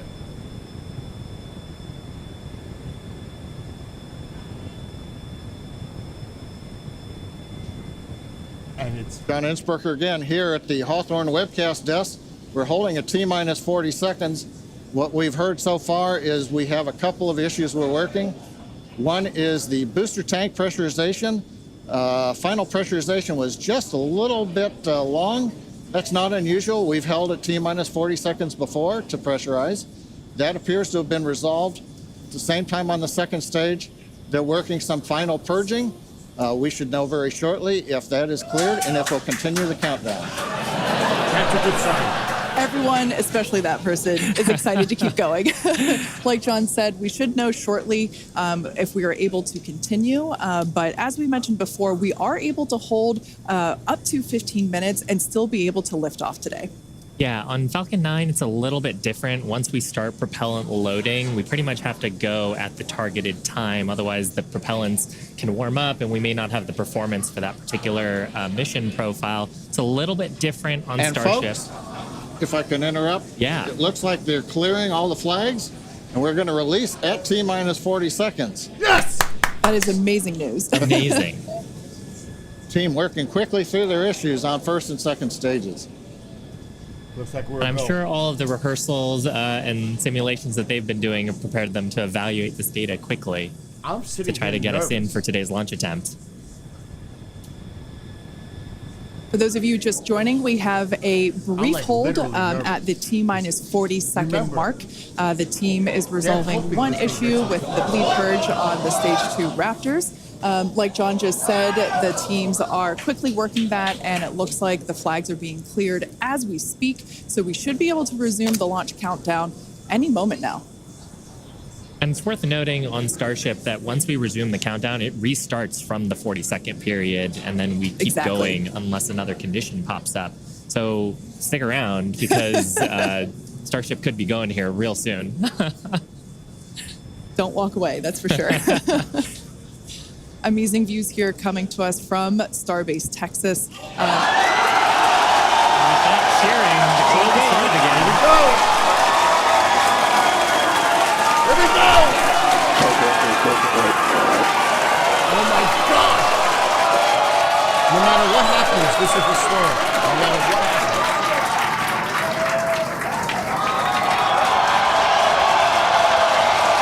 T-minus 15 seconds.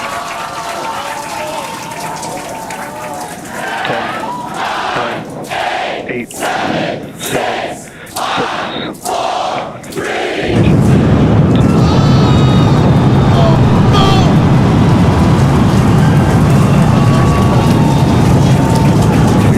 It's going! Holy shit! Yes!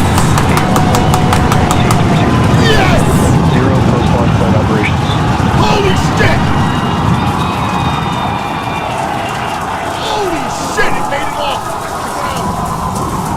Booster Raptor chamber pressure is nominal.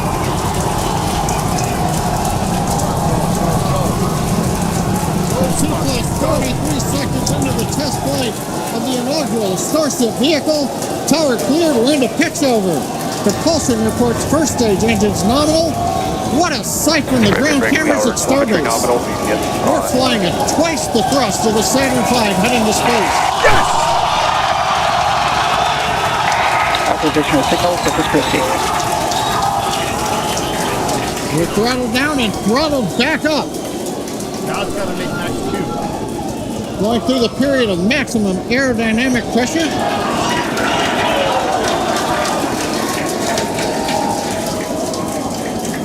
As the velocity Wow, look at increases, the density of the atmosphere is decreasing, Max Q. lessening stress on the vehicle. The call out, Max Q now. It made it to fucking Max 2! Yes! Continuing to watch the first stage as we head down range. Okay. 100 seconds into flight. Our next major activity is going to be Acquisition shutdown signal, of Houston. the first stage. Houston tracking station now acquiring the vehicle. Oh, With shutdown, we will get separation of Starship from Super Heavy and ignition of the Starship engines. When Starship separates, we light up 6 engines in a staggered sequence. And if all goes well, those 6 engines will burn for almost 6.5 minutes. Wow! Onboard view from Starship. And there's views of the Raptor engines on the second stage as we prepare for stage separation. Now, after stage separation, the first stage will flip and begin a boost back maneuver for landing in the Gulf.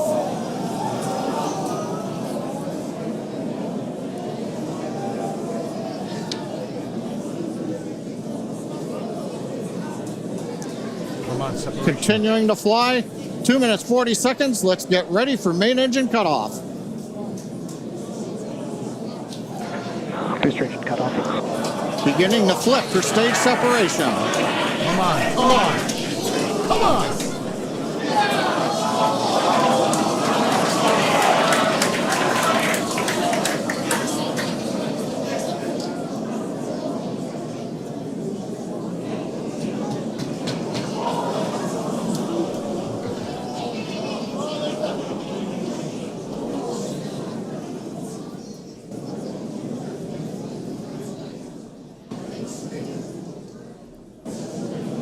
As of right now, we are awaiting stage separation, That's amazing.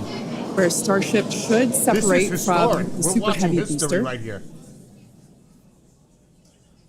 This is a huge Yeah, Kate, right breakthrough. now it looks like we saw the start of the flip, but obviously we're seeing from the ground cameras the entire Starship stack continuing to rotate. We should have had separation by now.